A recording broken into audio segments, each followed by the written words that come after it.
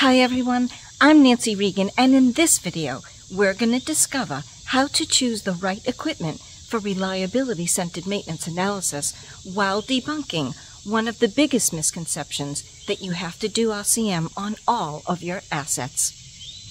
I'm in Cullman, Alabama at the Ave Maria Grotto at the St. Bernard Abbey. And it is a beautiful place where Brother Joseph Zoettl was a monk for 70 years, and he made 125 replicas of some of the most beautiful and most famous structures in the world. And this reminds me about reliability-centered maintenance. Brother Joseph didn't have enough time to make replicas of all of the most beautiful structures in the world, so he chose the ones that were most important to him. We follow a similar approach when it comes to identifying what machines we should target for reliability-centered maintenance analysis. No organization has enough time and other resources to do reliability-centered maintenance on everything, and even if they did, it would be a waste of time because not all assets require reliability-centered maintenance analysis. The place to start is by doing RCM on equipment that's causing you the most pain.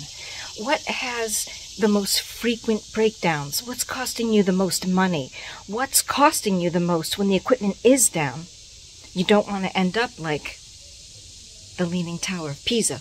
Selectively applying RCM allows you to achieve your reliability goals faster, whatever those goals are: reducing costs, having less downtime, building stronger teams.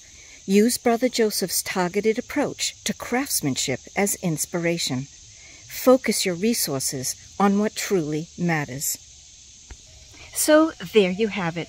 Be focused when choosing assets for RCM analysis.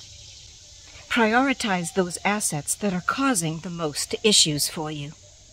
And be persistent, just as Brother Joseph dedicated decades to replicating these beautiful miniatures. Reliability-centered maintenance results don't come overnight. It's an ongoing commitment. For instance, the aviation support equipment RCM program that I started when I was a civilian employee of the Navy is still going strong today, 27 years later. With consistent application of RCM analysis, you will witness a remarkable transformation of your organization's reliability. I have seen it firsthand.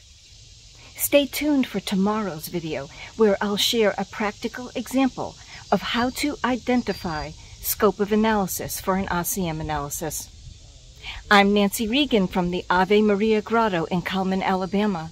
Thank you for watching.